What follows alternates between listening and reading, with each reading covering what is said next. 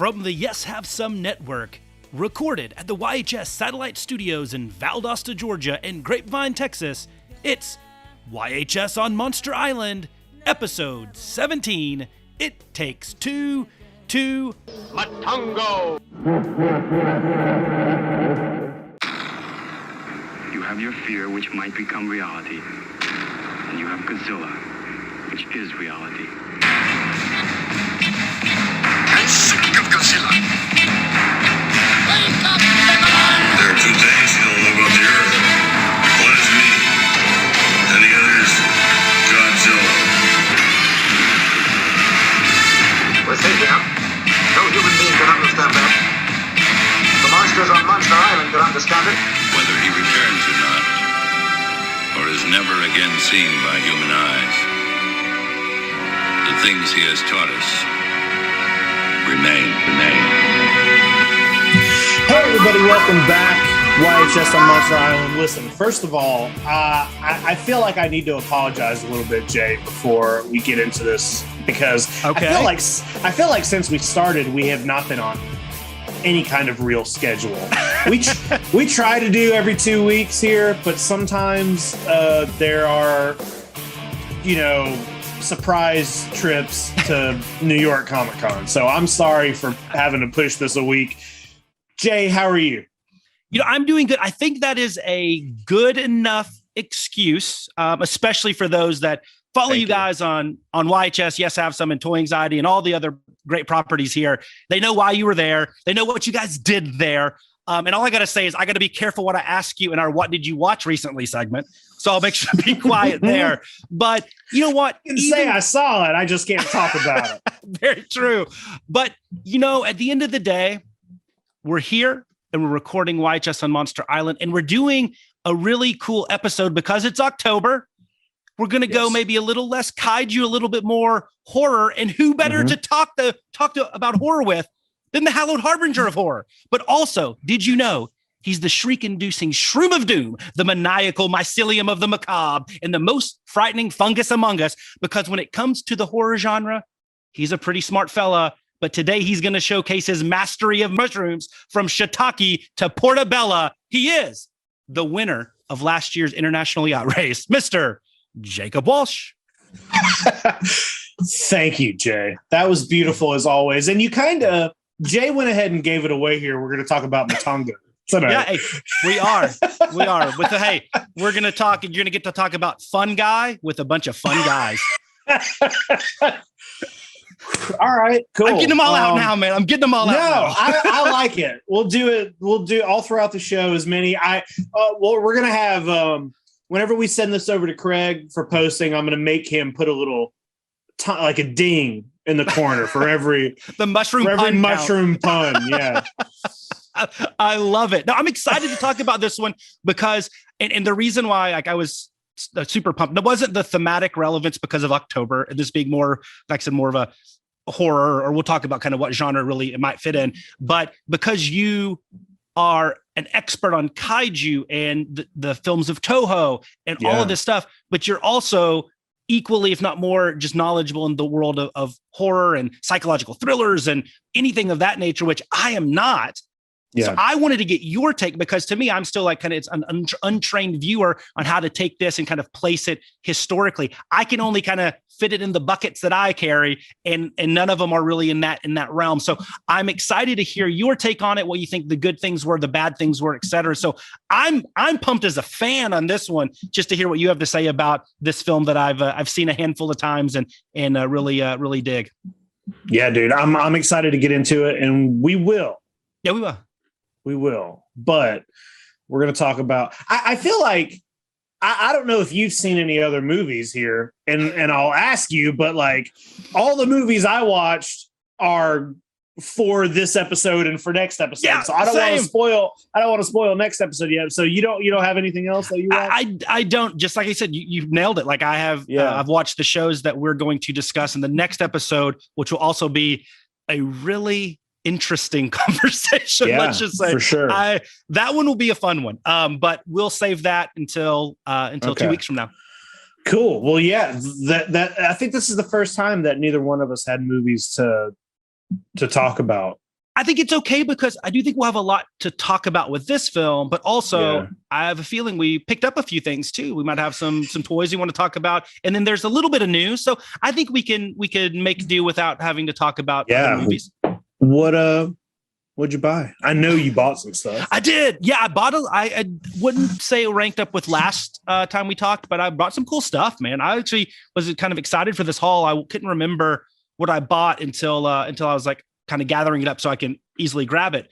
And I was like, oh, wow, I bought more than I thought. The one thing I got that I can't show you because it's up there next to my gigantic X Plus is I did get the X Plus, the favorite sculptors line, the Real Masters collection. The 30 centimeter 1962 Godzilla from X Plus. So that's the one that's made out of the resin as opposed to like the harder vinyl. So it's a beautiful, it's way more detailed just because you can do that with resin. It's heavy. So I'm not going to bring it down. It comes with a cool base and everything, but it has a light up feature. It was the Rick exclusive, but how do you talk about X Plus? It's like, they're all good. They're all great. And if you're listening to this, they're good. Yeah. I was going to say that's a beautiful figure, but I've said that for every X Plus we've talked about. It's a good looking figure. Yeah. But I got a couple of things. I went more kind of in the Sofubi route this week. So I got some really cool stuff. First one I know you will like, and I don't think I've told you that I got these, but I got these from a listener, a friend of mine, a guy that is super knowledgeable about kaiju. And if something happens where you fired me, you should interview him to take my spot. It's Mr. Ryan Wilhelm out here in North Texas. And he gave me a screaming deal on M1, 1997. I don't know why it took so long to make these. Beautiful, iconic Shobajin, the Shobajin, and with the Mothra, the baby Mothra larvas here. Whoa! So I love these. M1 obviously does the Haru Nakajima, the Miss Namakawa. But I needed these two lovely Shobajin ladies here. These are beautifully painted and sculpted. Almost like you kind of have to have them on the shelf there. And they come with these little Mothra larvae, which are like a take on the old Bullmark sculpt. So these are cool. Comes with those, and I will gladly have these on the shelf next to my Miss Namakawa and Haru Nakajima. I have said this before, but I always feel like there's not enough human figures or humanoid figures. There should be plenty more of that kind of stuff. 100%. I mean, there's so many cool characters to do that. I know, and there is a simian one for the people from Black Hole Planet 3, and then there's a controller of Planet X that I got to get. But other than that, like you're right, there's just not a ton. How is there not a Dr. Serizawa Sofubi that's like readily available? I don't know. Maybe Harada's likeness, he's like his estate's like no or something. I don't know. The other one I got, which is actually the first. I feel like you can get away with that with a Sofubi though. I think you break it. The features would just be weird. Just generic, Japanese eye patch man. Just give him an eye patch. Give him an eye patch. So the other thing I got was kind of cool because it's an M1 as well, 2006 Megalon. And there's one that's all black, like unpainted. And I normally, I don't get a lot of the unpainted ones because I'm not artistic. I don't paint them. But I saw one that was actually a custom paint job on that item for a really good price. And I was like, it's really good. And this is the first one I have that's like a customized paint job. Check this guy out. Look at that. Look how cool that is. The black and purple. That purple looks so good, especially with the yellow on the wings. Yeah, I love this guy. It's the M1 sculpt, and it's a really cool piece. And you can tell, I mean, it's the black vinyl, and they did a wonderful job painting it. And I think, like you said, the gold eyes and wings and accents, and then the silver claws like totally stand out. It's a cool piece. And like I said, I don't do a lot of the custom paint jobs, but I saw this and I was like, hey man, for $40, I'm going to buy this. So I did. Yeah. That's a great price. Yeah. So, heck yeah, dude. Me, any cool Titanosaurus that I see, I got to get right. And so this one is cool. Tangled up in a wire here. So this guy is a Superfest exclusive, I believe 2004. And I love this sculpt. I mean, it's Marmot's Titanosaurus is great. It has a lot of the texture and the bumps here on the vinyl. But the cool thing about Marmot is they did some variations that were closed tail and some that were open with the fin. So this is one with the closed tail, but this is a cool, 9.5-inch figure, really cool. And it goes with my other 8 or 9 Titanosaurus Sofabis that I have. So I'll do that. And speaking of kaiju that I love. I'll just rapid fire this. This might be, I bought it knowing I would like it. I didn't think I realized how much I would like it. This is becoming one of my favorite pieces I own. And this is a 98 Marmot from Vinyl Paradise. This Marmot Anguirus. Look at this guy. He's like this ruddy brown with a little bit of metallic there. And he is gigantic and goofy looking and huge. I mean, it is like just a massive piece of soft vinyl here. So I love this guy, but it's a 98 Marmot here. I like the sculpt on that. I like how like wide his grin is. You know what I mean? He really looks like he's grinning. Yeah. It's really anthropomorphized and morphized. I don't know. Whatever it is. He looks very human in this. But really cool stuff. And then I just got one more, which, well, I guess I got two more. One, we talked about Super 7 and all the reaction figures. I did get the second reaction figure. I did buy it. It was one of those kind of fear of missing out. I did, yeah. Me and Craig were talking about it over the weekend, and I was like, yeah, I'm not buying that thing. And I was like, and I don't think Jay liked it either. Oh. And then he was like, I bet Jay bought it. Yeah, I bought it. I don't like it though. Like I don't like it is. I mean, it obviously we know it's the Mattel Shogun Godzilla done as the Aurora sculpts or model kits. He looks like he's wearing pajamas. Like he looks like he's wearing a onesie. I hope that the reactions aren't just takes on the Shogun sculpt. I hope they do something different because not impressed. I got it. I mean, I'm just glad he doesn't take up a lot of space. Otherwise he'd be gone. Yeah. Yeah. But then my final thing is probably my favorite piece. And it's a Marasan and I believe it's 03 and it's a 2-pack. It's a double from 1955 from Godzilla Raids Again, Gojira no Gakushu, Gigantus the Fire Monster, whatever you want to say. These beautiful Godzilla and Anguirus there. So you have Godzilla. Yeah, that came in like a 2-pack. They're this cool kind of bluey gray, kind of almost like an icy tone with this electric blue here accents. These are beautiful figures. They actually look really good in person, paired together. And it's the 55 Anguirus design, which you don't see a lot of. It's either the god awful Final Wars or it's the 68 kind of the classic Showa era, Destroy All Monsters one that was obviously used in the 70s as well. But this is the 55 and you just don't see a ton of the 55. And so I love this. And it just pairs nicely with the 55 Godzilla suit here with these like menacing red eyes. But I love this. And yeah, that was my big one. And then I guess I had one more non-toy. If you look over here, I got, because people that might know me, I used to work at Dr. Pepper, Keurig Dr. Pepper headquarters, and I got one of the bumper stickers from 1985 that Dr. Pepper did when Godzilla 1985 was coming out. They had a promotion, and this is the bumper sticker that I got framed and put back here. So it'll be back here for future YHS on Monster Islands. But that was one of my other pickups, though non-toy related. So very heavy on the soft vinyl. Yeah, dude. But I loved it. It was a lot of good kind of like solid pieces, no like main events, but like solid 2 weeks here. There's a lot of good stuff, man. I like all that weird promotional stuff. That Dr. Pepper piece is really cool. That's some of my favorite stuff to collect is the weird promo stuff. And that 55 Godzilla there, that's a design, that's a suit that looks better as a toy than like I've never liked that suit very much, but that in figure form, it looks great. Yeah, no, I think that's a really cool way to put it. I've never thought of it that way, but you're right. It looks because I always felt like not only and I will defend to some degree Godzilla Raids Again. It's still in the bottom half of my favorite movies. I think there's some good moments in there, but it's a much lesser film than obviously 54. Yeah. And the suit also takes a step back, and it's like, whoa. I mean, I almost wish it's a year after you'd think that they would have been improved, but they made some creative choices that didn't necessarily work. But you're right. It's and it's also kind of like the most forgotten suit of any of the Godzilla suits. Like nobody ever references 55. I feel like that movie's one of the most forgotten movies of the whole. It's like 100%. People. I feel like I never hear anybody talk about that movie. Yeah, it was hard to find when I was younger too. Like they had like the one, I don't know if it was Good Times or he released the one, but I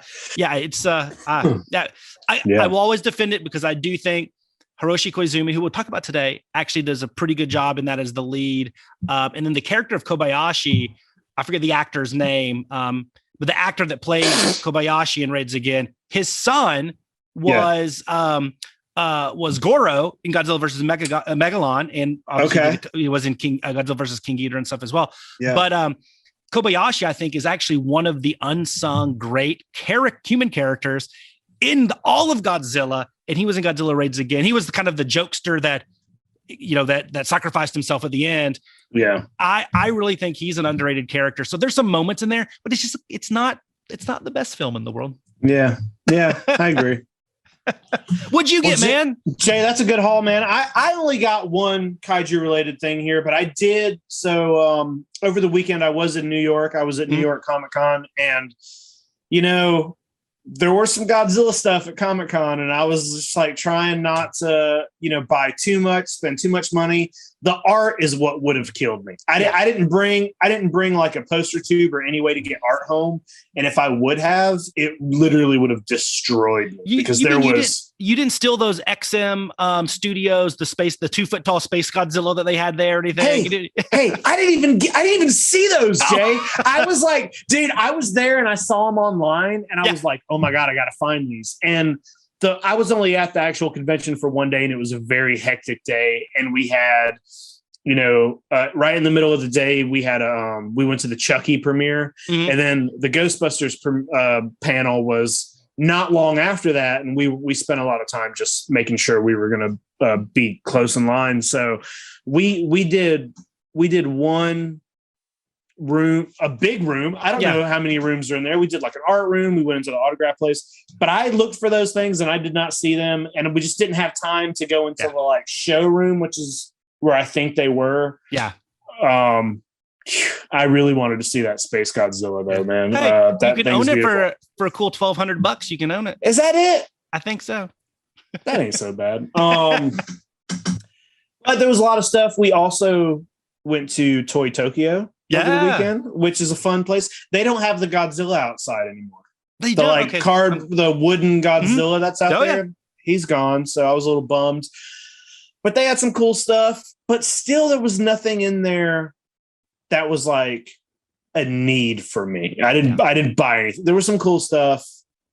Didn't pick anything up. The one thing I picked up, I got from the My Plastic Heart booth, which those are the guys that I've been picking up the like cute, Mothra in a Godzilla suit, that kind of stuff. So I picked up this Nagora figure. Oh, that's awesome. It's kind of like a made up, it's a cat kaiju. And this was their New York Comic-Con exclusive figure. They put out tons of these. So I've been, since I started following My Plastic Heart, I see these everywhere. These are made by, who makes these? Kanatsuya makes these. Okay. I don't know. And if you look at their Instagram, it's just like a million of these, same sculpt, just all different, colorways. There's like clear ones. There's some like really beautiful ones. And I actually like pre-ordered, they have like a blind box set of these coming, and I think it's 8 different ones. And I went ahead and bought like all of them, so I know I'll have them all. Yeah. But I was just like, this thing's cute. They had a Comic-Con exclusive. It wasn't sold out. So I was like, I'm going to buy this fucking thing, man. Yeah. I bought it. And I guess I collect these now because today they dropped a new one. Nice. And it was sold out. It was like a Mondo drop, Jay. It's sold out in 1 minute, but I got it. And it's like a Halloween variant. It looks like a pumpkin, he's got like it's just another, it's not Godzilla, related. It's a fake made up kaiju, but I just look how cute. Can you imagine a shelf of this, Jay? Yeah. Well, I would say even your existing kind of cute kaiju collection, like it fits goes right really in. Well. Yeah. This is the card. Look at that header card. They had a couple of these at Toy Tokyo, older ones. Yeah. And I mean, they were out of my price range. Yeah. I'm not looking to be spending like hundreds. This was $100, but just $100. You know what I mean? Like, I'm not looking to be spending like hundreds on some of these older ones. But just like anything, these seem to have a big audience, and for sure, it sold out so quick today. So I was like, oh, okay, well, I happened to be like right there when they went for sale, but I'm happy with this guy. I was like a little worried about bringing him back in my luggage because of his two tails, but yeah, he survived. I like this guy. He's cute. One tough kaiju. Yeah, you know, the custom designer vinyl, it's such a huge market. I mean, honestly, like $100 for something that's of substance and size, I think like that's really good. I mean, you go to some of these custom vinyl shows and stuff, and custom toy shows, designer toy shows.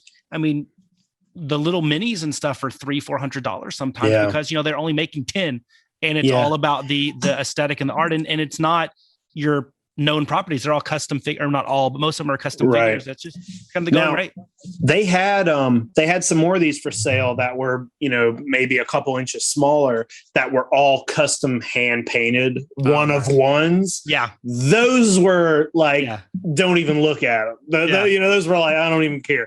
Now when I was looking at this, this company online today, I did notice that a while back, they put out a series of this guy that was all Ultraman inspired. So it was like 6 Ultraman kaiju, but they all had the cat head. I like it. So I was like, those are cool. Yeah. So, you know, maybe they'll do more stuff like that. That's all I got.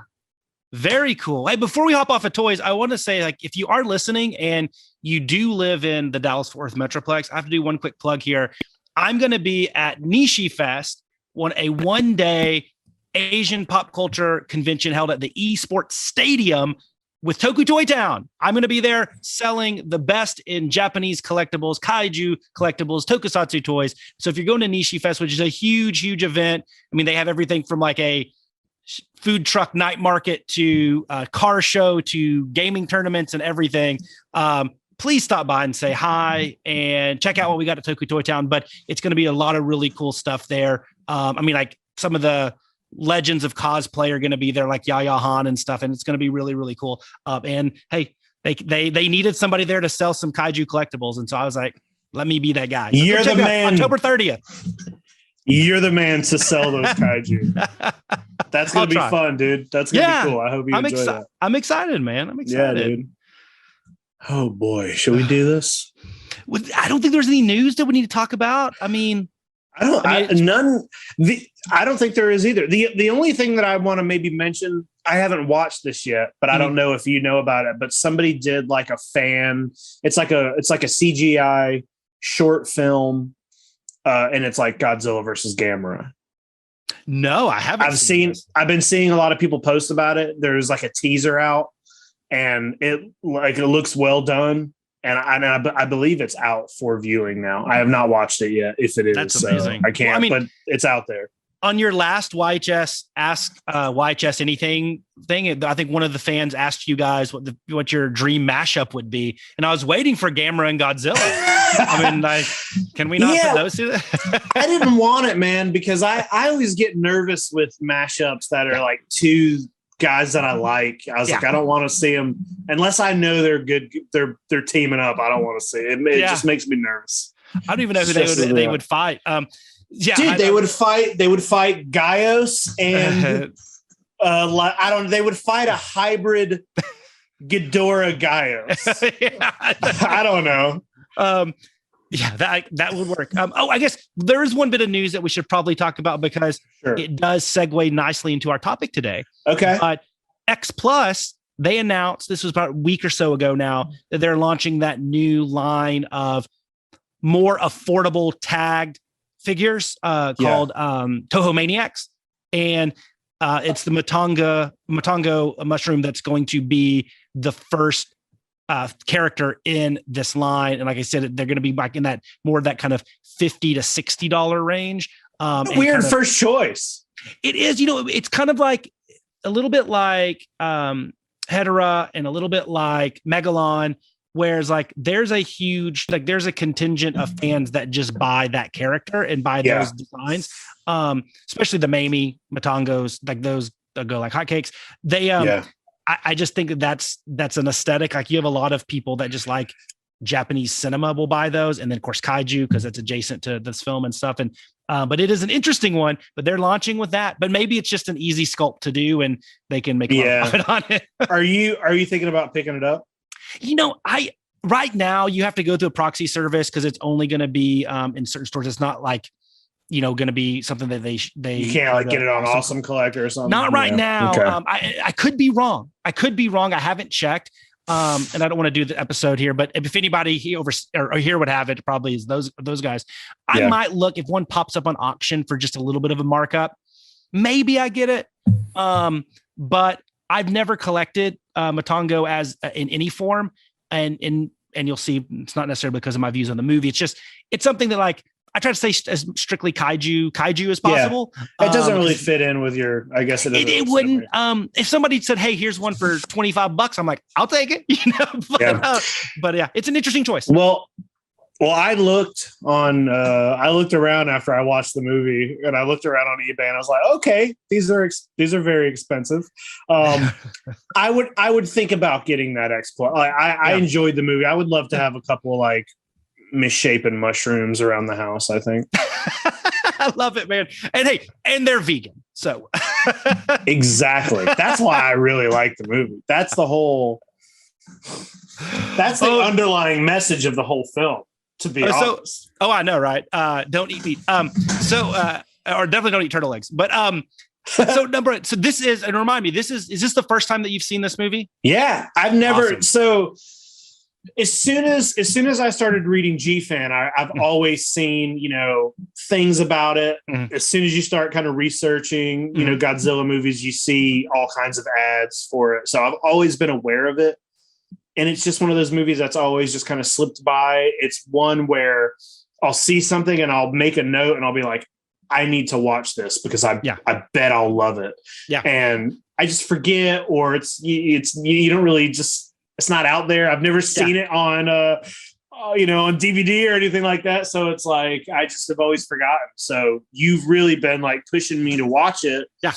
And what is it? It's on HBO, right? It's on HBO. I know it's on Prime, right? As Prime, or is it on HBO? One of those. I think it was on HBO for a little bit. Now it's on Prime. The American dub is on Prime. So yeah, it was perfect time to watch it. So yeah, this is my first time.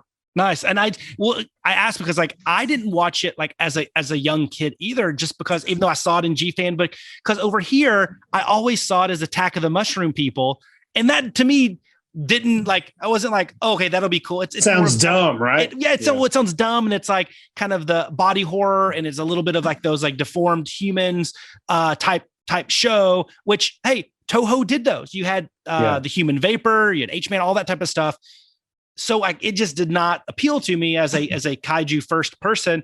But then as you read it, and I think as I got older and gained appreciation for Honda as a director, Akira Kubo as an actor, Hiroshi Koizumi as an actor, like that's when I was like, I should probably watch this, even though it's not a genre that I would get into. It's probably not, at least by the synopsis, something that I'd be like, I want to watch that. And I'm glad I did, because I've watched it, many times since then. And it's interesting, but the American International, the AIP title of Attack of the Mushrooms does it no favors. It's not a great title, but it is very cool and interesting to see, like, to kind of grow up watching a group of actors and director do a lot of these movies that you like that are all very similar. And then to be like, oh, here's something else that they all did together, but is like nothing like Godzilla, Yeah, no, it really is. And now have you read, or you should read the short story that this is like based off of? The Voice in the Night. Yeah. You're familiar with it? I read it today. Oh, you did? It's good, right? I was going to bring it up. I read it today. I had some notes because I was just doing a little research about the movie to see if there was anything else. And I was kind of shocked to see that it was based on a true story.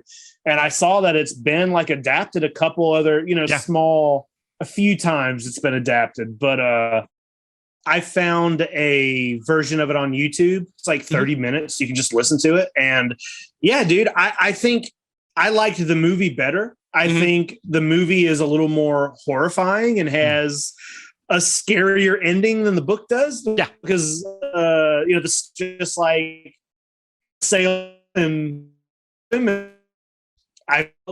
movie situation more horrifying. Yeah, I mean, I my thing is like I think that you can really feel the dated nature of the story. I mean, it's very 1907 or whenever it's it was old. written. Yeah. Yeah. And Matango, I think, does a lot to kind of extrapolate it out and make it a more, there's more meat on the bone, so to speak. And whatnot. But I'm glad you read it. I mean, like I said, it's cool to understand that was the starting point. But what's really neat is, so you take that as kind of the foundation, right? And then Honda apparently during this time, there was a real article that he saw in Tokyo about a bunch of rich kids that stole their dad's yacht and had to be rescued out at sea. And he kind of married the two together. You just put them together. He put them together. Yeah. And so I thought that was really cool to know that there's like a little bit of, both this literary core, but also kind of at the time, this current event thing that happened to them in that local region and married them together. And we get Matango. Yeah, that's pretty cool, man. I guess should we kind of give like a general plot here for people who maybe have not? Yeah, sure. Yeah. Do you want to do it? I mean, you're sure. I'll go through. Pretty simple. It's simple, and I think that's one of the things that completely best for the. When I read the story today, the story raises a couple questions that it never answers. Yeah. I don't know if you remember, but there's a thing in the book about them finding a place of sand where the mushrooms are not growing. And that's where they talk about how weird it is. And it's like, oh, it looked like sand, but it wasn't really sand. But then they never come back to it. Yeah. And you're like, well, what was that? It's kind of annoying. Yeah. One of the things that Honda does is like just trims all that stupid shit. And it's just straight up. This is a story about a group of people who become shipwrecked. They're running out of food. They're trying to find food. They quickly all start to like become like weary of each other. And it reminded me a lot of The Thing because there's like nobody trusts anybody. Yeah. They're seeing people like all of a sudden you got somebody eating these mushrooms and they're like, whoa, maybe we don't eat that, and then they start turning into mushroom people. And that's just what happens. Like in the end, there's all these mushroom people on the island and you're like, oh, I guess anybody who, crashes on this island, there's a certain kind of mushroom. You're like drawn into eating it. And it's like, you can't help but eat it. And it tastes really good and you want to eat it, but it turns you into a mushroom person. And that's it. Yeah. Yeah. And I think that is the power of this story. Why I like it is because the story, the narrative, the plot points are very straightforward, easy to follow. But what I feel like the reason why I'm really drawn to this story, like they're drawn to the mushrooms, is two things. I think it's beautifully acted and directed, and we'll talk about that later. But also, I think its strongest thing is it ends with basically with a big, just thematic, like question, this question of humanity. And whether you take the theme of the show to be, the old guard of Japan fighting against the westernization of the country, whether you take it as like if you get a toxic group mind, does it destroy the rights of an individual or the individuality? Like however you take it, there's that big hook at the end that is supported by this beautiful, simple story. And you're sitting there thinking, what would I have done in Mirai's place? And when a movie does that, when you come out of there being like, I have to question what I would do if I was put in that scenario, especially a sci-fi horror, psychological, whatever movie, whatever genre this thing is. I think that is powerful. And I think that end scene, which we'll actually can talk about in a bit, because it's really the only thing different between the Japanese and the American versions, that end scene in the psychiatric ward, I think is one of the best scenes that Toho ever produced. And it almost carries the entire movie. But I think if the story is convoluted and there's too much to like kind of grasp and figure out, then it's less impactful at the end. It just is kind of like, but you're right. It's very straightforward. You know what's happening. You see this de-evolution of this group. Very Lord of the Flies, very The Thing. Like, it's crazy. And then at the end, it's like, what would you have done if you were Akira Kubo's character? So it's very interesting. I would have ate the mushrooms. I think that's the best thing about it, because I feel like it's really easy for horror movies to get kind of caught up in, either tropes or try to add too many twists to the story, or just like there's so many horror movies that just become super convoluted. And this reminded me almost of this kind of gave me the feeling that I get like when I watched Alien, like the original Alien. It's like it's kind of the same story, and it really is. That's a great call. Yeah, Alien, and it reminded me a lot of some of the old, like Twilight Zone episodes. It's like Twilight Zone episodes, they only got like 25 minutes, and they got to tell an entire horror story in 25 minutes. So they're always like super, cut and paste, kind of like they just lay it all out there. They're quick. The twist is right at the end or whatever. Yeah. And it's like, Honda kind of just kind of play it as straight as he can and just let it all ride on like the creepiness. You don't really see those mushroom people until the very end of the movie. It's all based on just the creepiness of like what is happening, what are these, why are there mushrooms? You know what I mean? It's like such a weird, and you think like when you spend, I've been a Godzilla fan my whole life. I've been reading G-Fans since I was in middle school. So that's when I first became aware of Matango, and like seeing the mushroom people, you're like, wow, that's stupid. That's dumb looking. But if you can take something that's just a mushroom person and turn it into like a legitimate horror movie, that's probably pretty hard to do. Yeah. I mean, there's a lot. So you said a lot of really good stuff there. There's a lot to unpack, but like to your point about them playing it straight, like Honda was like noted, like on set of been like telling them, the actors, like I think it was Kubo in an interview, or maybe it was Yoshio Tsuchiya that said like he would get on set and be like, no, this is a real drama. This is a real movie. Take it seriously, and make his actors like, basically saying like, you're not running away from a giant monster movie. This is good. This is a real serious movie. Right. And the actors treated it as such. And you kind of see that, I think, in the film.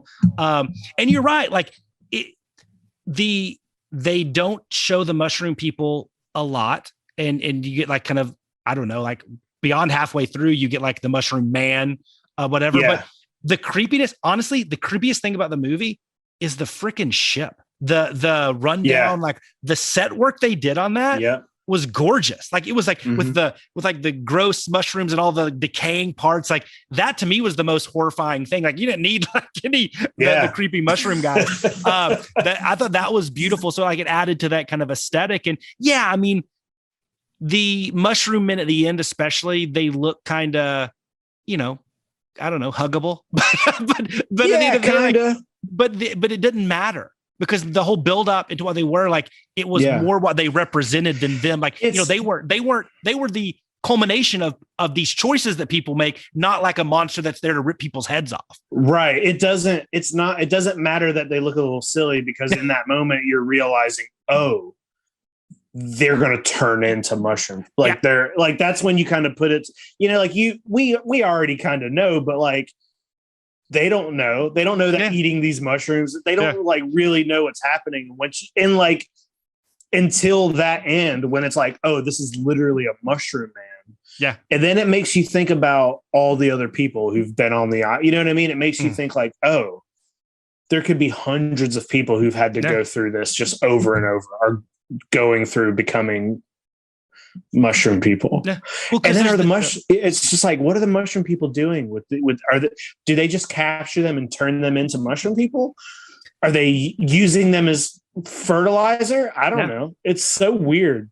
Yeah. Well, I mean, they had the scene that says like, this is like a ship's graveyard, when they're going out on the whatever, and they're trying to repair their old yacht and stuff. So like, there's a lot of people, but so that's an interesting thing. I wanted to talk about that because you don't know the why, but then there is like cordyceps, like parasitic mushrooms, like these are real life things, like whatever, they infect the hosts, and the mushroom, the mycelium get in the host and something, like they actually control the host to make it kind of do its bidding for whatever is best for the mushroom. That's a real thing in the world. It's right? like a mind control that like makes it where they'll spread out basically, or like populate an area or something. Yeah. So once again, like is the entire this giant island nothing but more than just basically a giant casing around a evil, maybe from, hey, we know Toho loves, nuclear radiation is growing, and maybe it just grew this giant cordyceps to this huge parasitic island.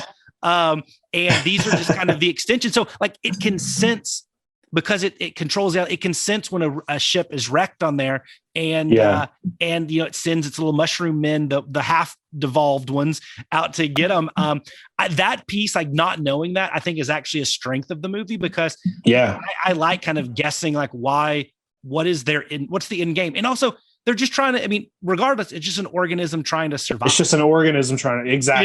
That's what made me think of The Thing. Yeah. That the fact that they all get really like paranoid of each other. Yeah. Group of them, we're going to get the fuck out of here. And like, the fact that they're at the ship is like, it's very much like when they Norwegian camp in The Thing and they find the people who died before them, that reminded me of the thought. You mentioned radiation. Now, I read something about this today, and I couldn't find a lot of info about it to back it up or anything. But I did read that this movie was almost banned in Japan because the mushroom men looked like radiation victims. Yep, that's true. You've read that? Okay, that is true. That is. I think that was in either the Honda biography as well, or maybe one of the August Ragoni books. But anyway, no, that's true that they were going to ban this because of like, they looked too close to the victims of Hiroshima and Nagasaki. So that's a whole other level. Like when I read that and it was like, oh yeah, the same, basically did the same thing with Godzilla, so it was like, fuck, man. It just like, that hits you on just like a complete other level. It's the fucking movie about mushroom people. Yeah. Not one time when I was watching it I was like, oh, could this be about Hiroshima? Yeah, I know. So I got a question for you as a horror, historian. So we're talking like early 60s, right? Like, so we got early 60s here with Matango. Like, what's going on in the world of like horror in the 60s? Because like parts of this feel like Universal monsters to me, like, and then parts of it feel like a little bit more, a little less ham-fisted and a little bit more like intellectual. But like parts of especially the music, I think maybe made me think like it was like a little bit more Universal. But I was curious, like, what's going on in this? Is that like Hitchcock? I mean, I know Hitchcock, Hollywood, but I know he's British, but whatever. Like, what other, like, what would be some contemporaries in that era to like compare it to? Because I mean, I don't know what was big. Like, when did this come out? This came out in like 63. Yeah. So the same year as Atragon. That's it. It's all Atragon. I'm not sure right off the top of my head what was coming out, because like most of the horror movies that you hear about today, it's all like, I definitely got the Universal feel from it. Yeah. Watching it, I was like, this feels like it could fit right in with the Universal monsters. It's that same, everything about the way it was made reminded me of those films. But you don't really start getting all like, I feel like in the 60s, it was probably more of the Italian horror films, which I've just recently started, like Suspiria. I can't remember if Suspiria is like early 70s or late 60s, but like, I feel like the Italians are who were making the like best horror movies back then. And then it like kind of jumps to like, late 70s when Halloween starts to show up, and like, that's what most people know. So like those early 60s is not really my, it's not my, my little, my bubble. So I'd be hard pressed to say like what inspired this, other than it reminded me of Psycho a little bit. Yeah. And it reminded me of like Frankenstein, so I'm sure it had something to do with that. I want to sit around and I wish I knew which horror movies Honda like was into, what I mean? Like what horror movies inspired him to make this and Godzilla? You know? Well, I mean, he obviously did some non-kaiju work and stuff, but I was always curious, like, we have this going on in Japan. What would be like, whether we think how scary, how he treats horror, how was it being done in Hollywood at the time, or, in the mainstream in the US and the domestic market here? Like, I'm just curious, like, is this contemporary to like the Birds and the Hitchcock, or is it contemporary to more like, I don't like, I don't know the times, because the kaiju stuff is hard because there wasn't an American counterpart to that, right? And I mean, there's Kong in the 30s, but then nothing like Godzilla. Like here, we got like Reptilicus or something. Yeah, that's Danish. That's Danish. Right. Yeah, and Gorgo's British. What is it? 20,000? There's something that Beast from 20,000 Fathoms. Yeah, is it Beast from 20,000 Fathoms? Yeah, the Rhedosaurus. Yeah. No, but great story too. Ray Bradbury and Ray Harryhausen, put those two together. You get the two Rays together. Dude, you're just missing Ray's stance. I'm looking it up here. Do you know what year for sure? It's just early 60s, right? This movie? But 63. 63. I pull it up, looking up at like 60s horror, and you see stuff like Rosemary's Baby, but all that stuff's kind of Psycho came out in 1960. Okay. There you go. And that made me that definitely like, yep. Matango pops. You just type in 60s horror and the third one is Matango. So yeah, that's great. I don't know what they were doing back then, man. Like you get a lot of, here we go. You got stuff like a lot of Vincent Price stuff was happening in the 60s. Gotcha. So you got like The Pit and the Pendulum, The Raven, Tales of Terror, a lot of that stuff that I haven't seen. I don't know, dude. I think though, did he do more horror films?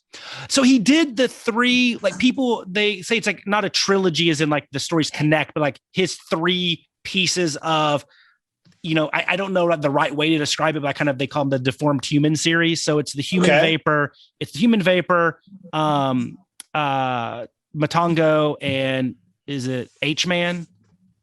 Okay. Yeah. I think so. That sounds familiar. Yeah. And so he did those three. So he did those, and they all were focused on kind of like more body horror. Yeah, body horror stuff. Yeah. So Matango, obviously, I think is the one that gets the most play, and the one that probably is, even though it's not a well-known film of those three, it's probably, and I've never seen The Human Vapor. I haven't seen either one of those, but it also sounds like maybe he was reading some H.P. Lovecraft. Yeah, because I don't know if there's an H.P. Lovecraft story called The Color Out of Space, and it was recently made into a film with Nicolas Cage, and despite having Nicolas Cage in it, I know he kind of splits people down the middle. Yeah. It's a great movie. Yeah. But have you seen Creepshow? No, I know of it. I know of the the mixed media type of style. Yeah. Creepshow, came out in the 80s. Stephen King. It's like some of it's Stephen King. It's just like it's like multiple stories. One of the stories is about this redneck guy played by Stephen King, and a meteor hits in his yard. And the story from it's most well known from Creepshow, but it is an adaptation of The Color Out of Space. Okay. And what happens is a meteor hits, and weird plant life starts growing, and in the actual story, it kind of drives people crazy. There's like weird shit happening. Specifically in Creepshow, it has like a moss growing on it, and Stephen King's character touches the moss and it grows on everything, and it grows all over him, and he can't, it makes his throat itchy. So he drinks water, which just makes it grow more. And he ends up like killing himself in his bathtub because he's a giant moss creature. Yeah. And I was like, oh, Creepshow is Matango. It's 100% the same thing. And it makes me, Lovecraft was early stuff. So it makes me wonder if there's a little bit of that. Oh, I'm sure. Thrown in the references somewhere. That early like body horror type stuff is heavily like H.P. Lovecraft. So I mean, it's crazy to think how dark this film is. I mean, it fits right in between with Honda. The year before he did King Kong versus Godzilla, and the year after he does Mothra versus Godzilla. And you put this right in the middle. I mean, like, that's so funny to me. I don't, but like, that's such a weird. I mean, that's why Honda's awesome, is because he can do that. But so I was just curious. Like I said, like I know that to me, like this is, it's I don't know a lot about horror, but I know this is like less horror-y, gory and stuff like that, and more kind of playing on those dark kind of psychological, make you think psychological tones. And I was just curious if that was also kind of the trend in the wider mainstream market, or if it was more, I mean, slasher type stuff. I know it was before probably slasher stuff. Yeah, no, slasher stuff didn't really start coming into play until earlier. I mean, there was early slasher stuff, but like popular 70s and 80s. But, as I was saying, a lot of the Italian stuff came out back then. And I've recently seen a lot of the Italian stuff thanks to Joe Bob Briggs, because he shows a lot of it. And it's stuff that you'd like have never heard of. A lot of like Dario Argento and stuff like that. And all of those movies are way more like they're psychological. You know what I mean? They're the kind of movies that they'll be 2 hours long. There'll be really slow builds. There'll be like one random horrifying gory scene in the middle of a slow movie. So it's just like, you're just like, oh, and then it's like, it makes you think more of that's going to come, but it never does. And like, so I can kind of see like some of the ones I've seen, I could definitely see fitting in a little more with this, because they are not like just out to get you monsters and slashers and, claws on hands kind of shit. Yeah. I feel like all that stuff came later. Yeah, gotcha.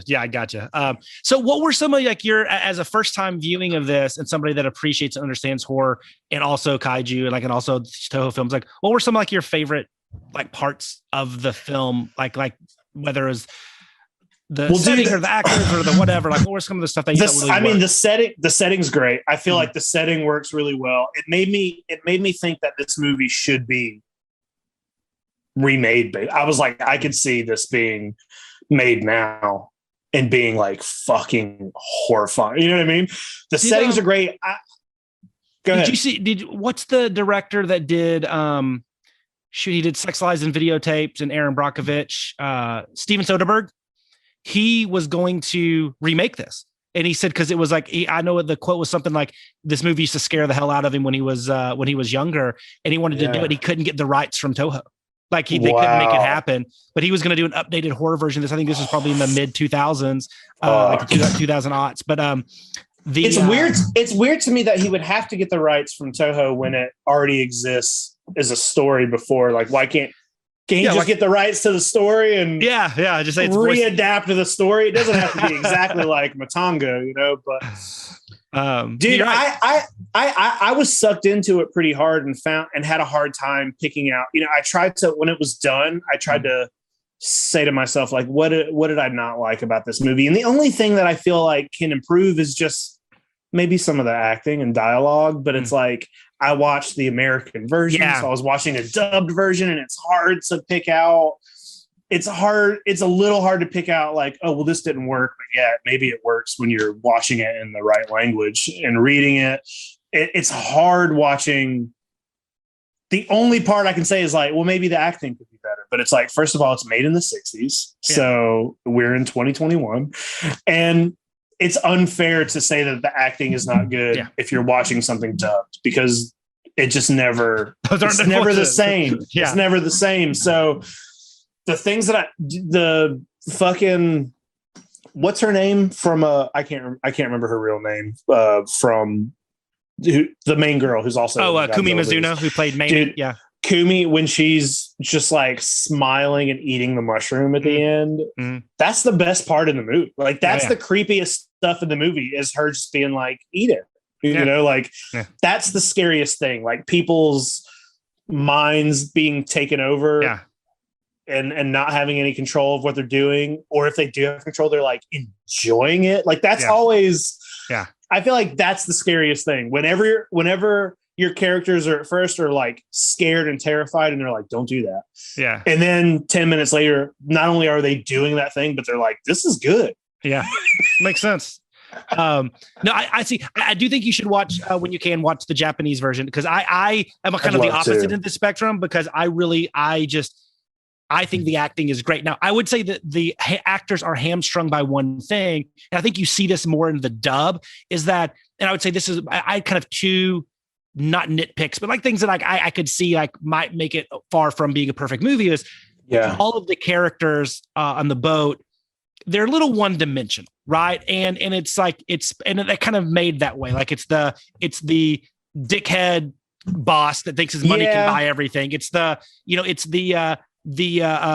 writer, and it's very kind of cliche. The you had the yin and yang of the virgin-esque student and the whorish lounge singer actress, whatever that Mamie is. So you have a little bit of that's a little predictable and stuff, but and especially in the Japanese version, I think Akira Kubo, who plays Mirai, who plays the professor, is brilliant in it, and I think Kumi Mizuno as Mamie is awesome. I mean, she is like sultry and just like, I mean, Miss Namakawa, but he's beautiful in it. And I actually think, everybody knows I'm a big Hiroshi Koizumi fan, and he plays so many professors, which he played like a professor with almost the same name in back-to-back movies and in Ghidorah and Monster Zero, but in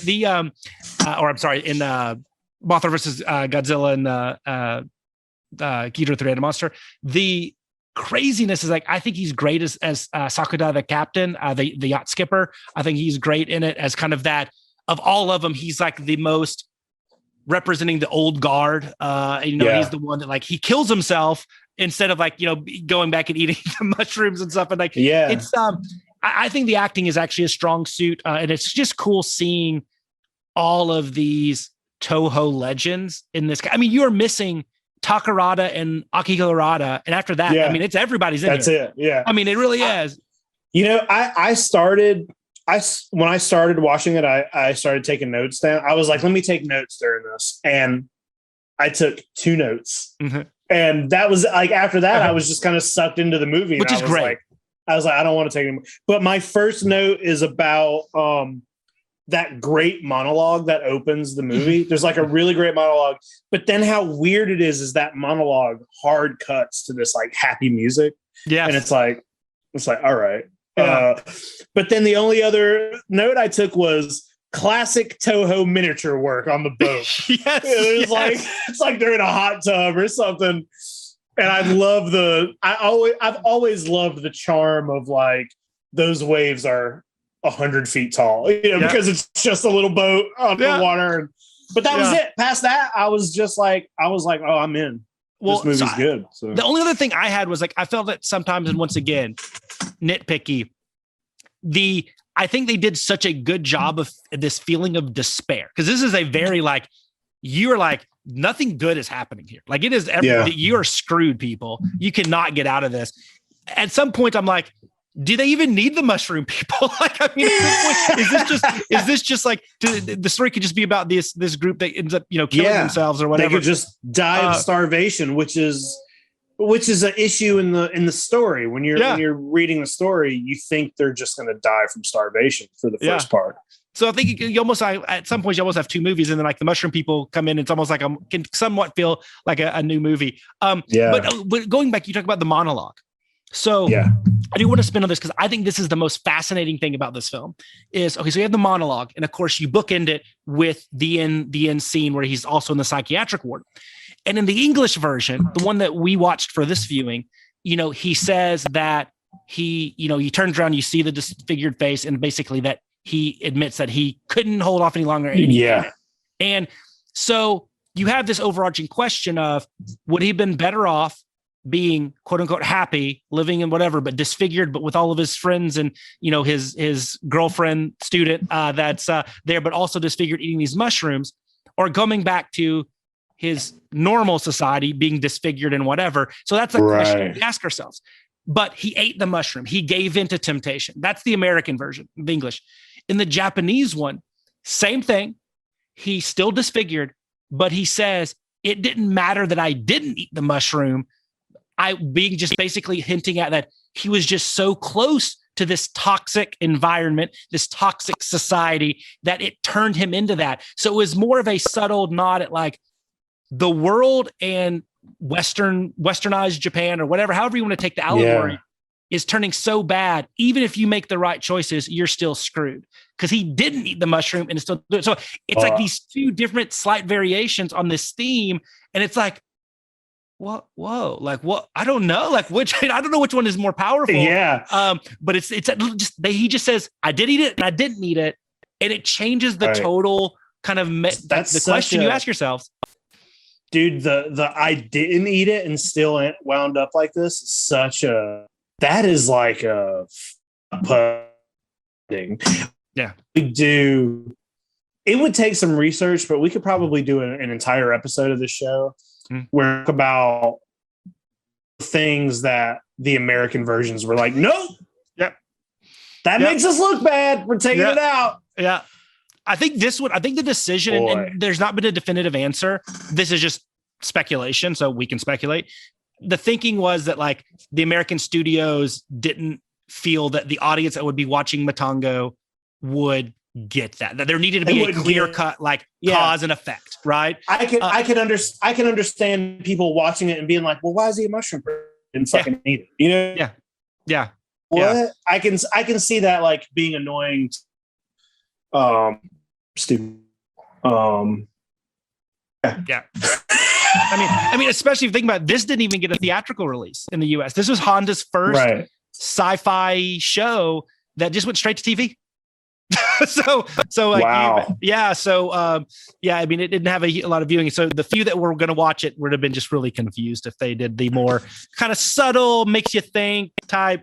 They go to a second level of, of the theme it's trying to convey. But I just think that's fascinating that for the most part, the films feel really similar.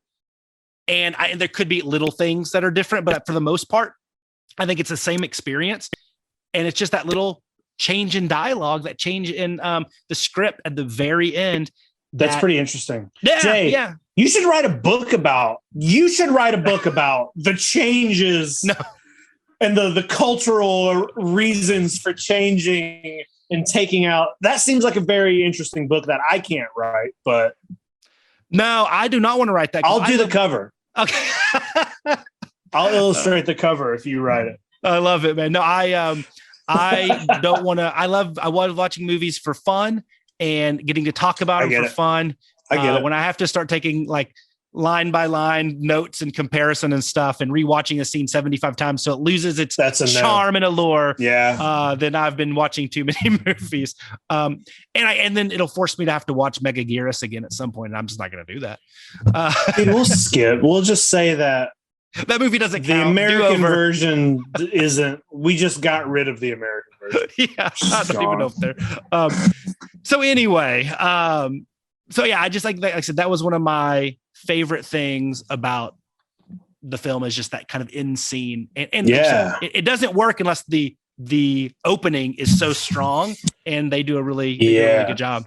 They do a great job. That opening monologue is I like monologues. I think it's fun. I have a friend who is an English and theater teacher, and when I was in high school, I watched a lot of plays. I went to all the play competitions, and I used to be I say used to be because I don't consume it as much anymore, but I've always really loved Shakespeare. Mm-hmm. And anytime I'm watching anything and somebody does a long fucking monologue, I always love it because it's like we live in a world where people's attention spans are not.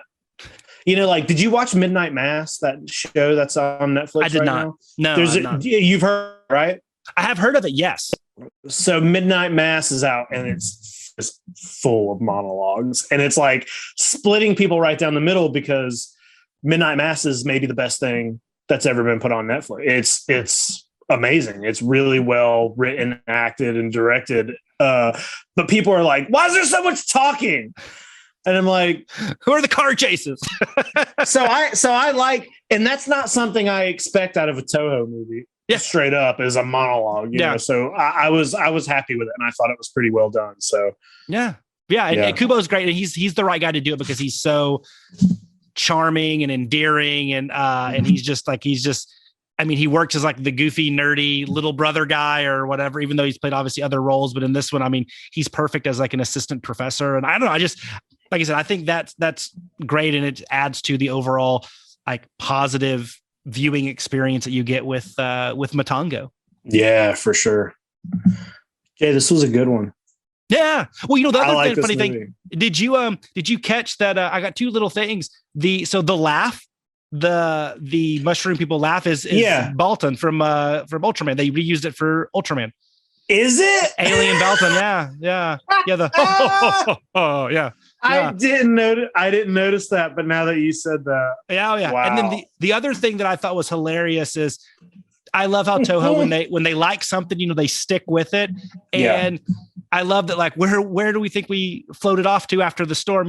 Japan's that way. Oh, I think we're probably in the Bonin Islands. The Bonin Islands, also known here as the Bonin Islands, but in Japan as Ogasawara. So you have and the Odo Island where Godzilla first lands. Yeah. The fictional is supposed to be in the Bonin Islands. You have Tokyo SOS, the Bonin Islands. Like it's just always always their answer. Yeah. It's the only is island system they know. So they're just like, hey, that's where he's everything happens there. I thought like, okay, well, Matango's there, the mushroom island as well. And also the other thing is I would love to see this crossover with a kaiju movie, a Toho kaiju movie, not like saying you have to grow the mushroom people giant, but like they could be part of an island that maybe has a kaiju or something else, or a kaiju creature that kind of brings on that. Yeah, maybe whatever the kaiju is, Biollante Island that you had. Exactly. It's causing that to happen to the humans around it. Yeah, that'd be cool. Yeah, I think you could do something really cool with that, and I mean even like a B plot, where they're on an island and they're just, that's one hurdle they have to overcome. But I don't know. I think it's cool. There's a lot of stuff there. And then there are a hell of a lot of really cool Sofubi items of these guys running around. Dude, there's some good ones out there.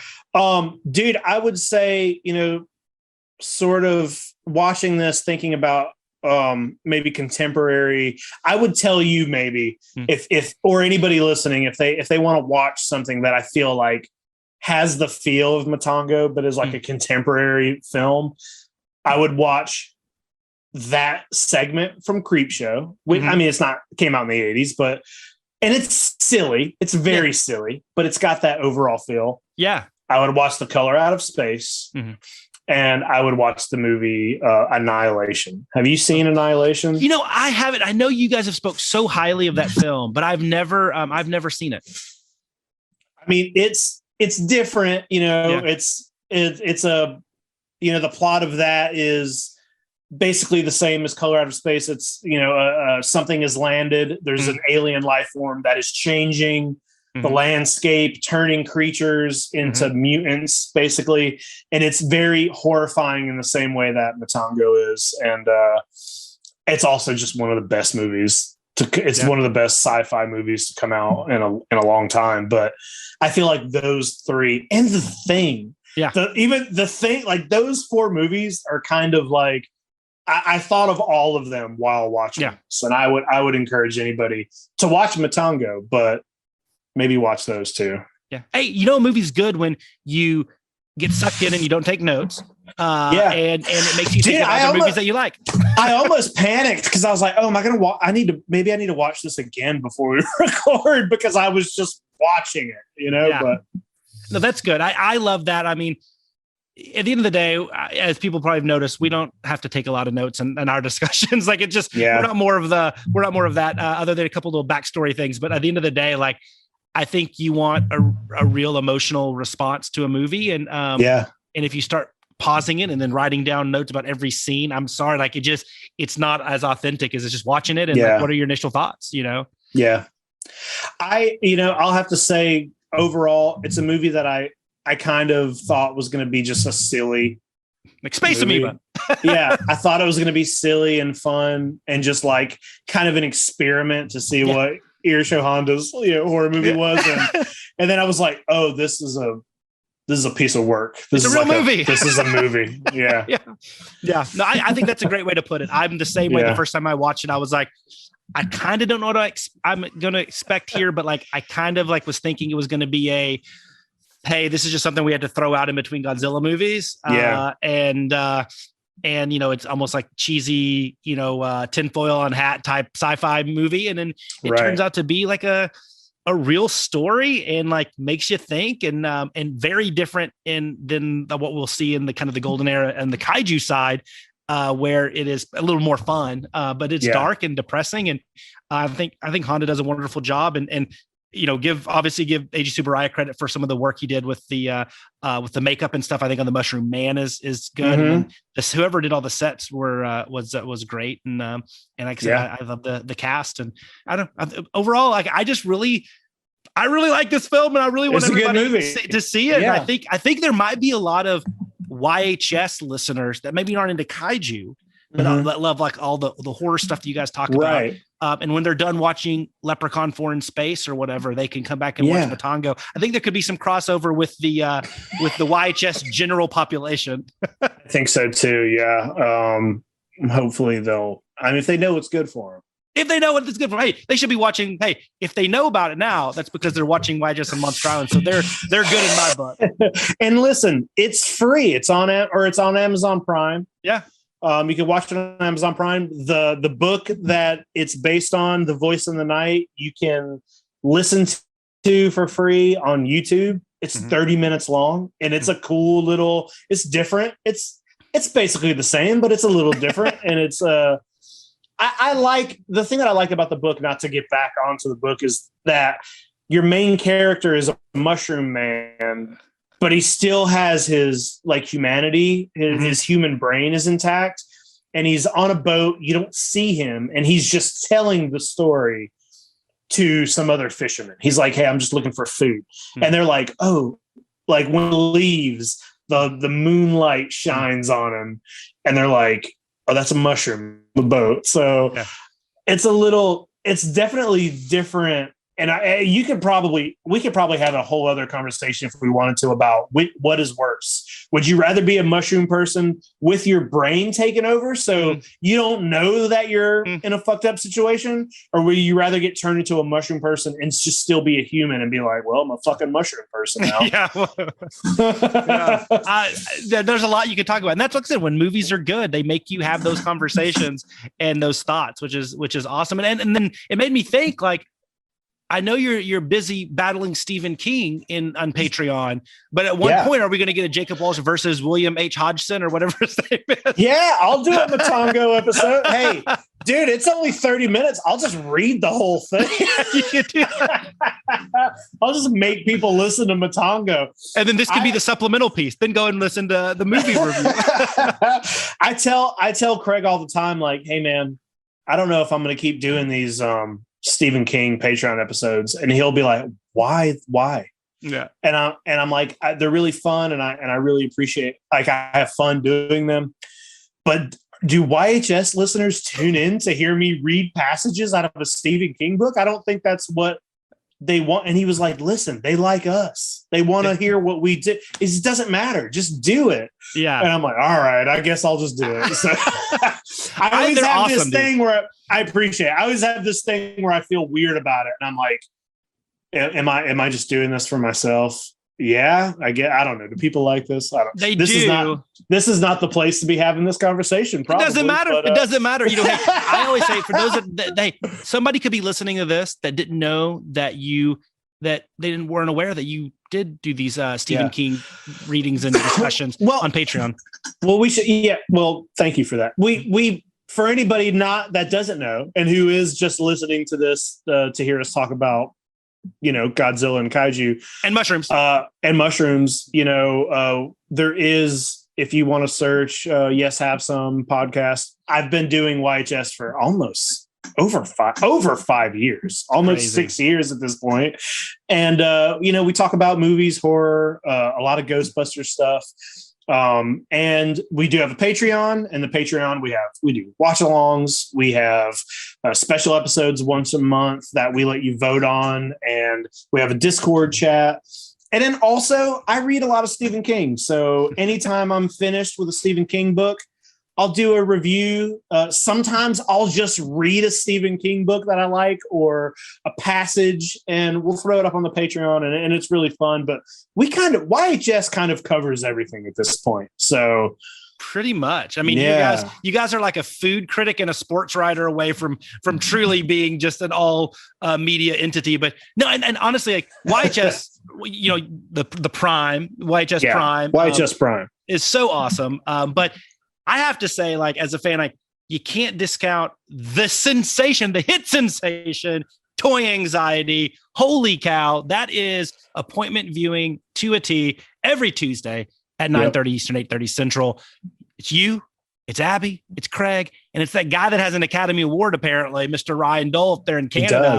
I know, the crazy. But you guys are awesome. Actually, I had a Kaiju related discussion with Ryan this week offline about and he was going to talk about it on Toy Anxiety, so I'm going to save it for that, or him to save it for that. But he has some really cool. He had a really cool Kaiju find.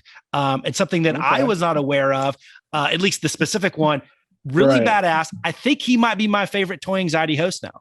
It was that cool of a find. Whoa. He's going to bring it, I think, hopefully, and show you guys. But you got the chemistry on that show is amazing. And I always talk about that. But I also want to say, like, the toy community can be a little overbearing and wacky and a lot of negativity. And you guys do a really good job of not only being positive, but also kind of tongue in cheek, making fun of that element. You have to be, man. Comment. Yeah, you have to be. You know, something that we're going to talk about on the next episode a little bit is that we visited NECA over the weekend. We went to NECA headquarters, and one of the things that we talked to Randy about was just like how the toy community is like a little weird, a little crazy, and you gotta have a sense of humor, or you end up making these weird videos where you call out other toy collectors, and we're adults, so we're adults, and we buy things like this.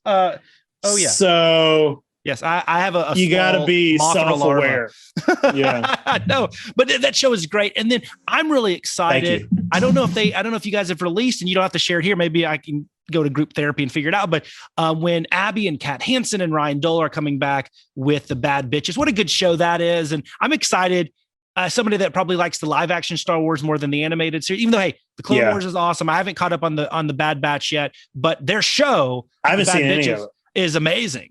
I mean, they're so good, and it's only on YouTube, but it's a show that I think, once again, the common theme here is chemistry, and it just feels, as a listener or a viewer, it just feels like you're in the room with you guys chatting about it. And I hope they feel the same way about us on Monster Island. I really do.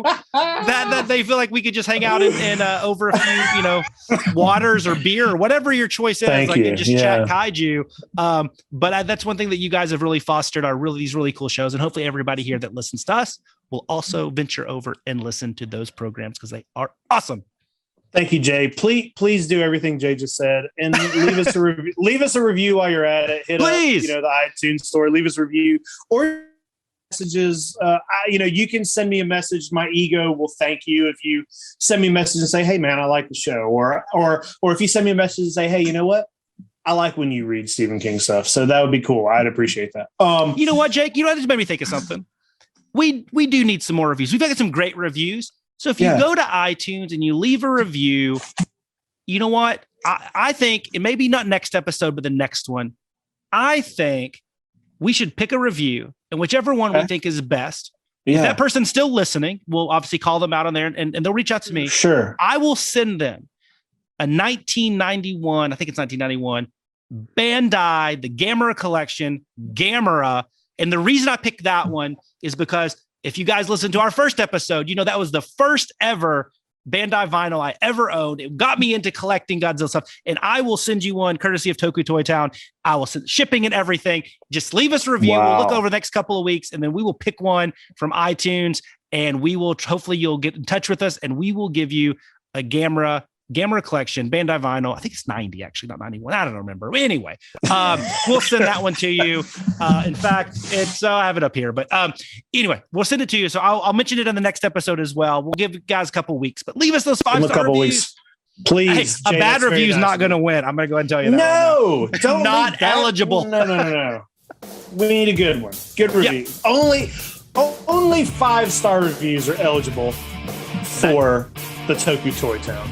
I love it. I think that's fair. Jay, you got anything else? No, thank you guys for listening. I really do appreciate it. Jake appreciates it. The Mushroom people appreciate it. Ishiro Honda, if he was still alive, would appreciate it. And go out and watch this movie.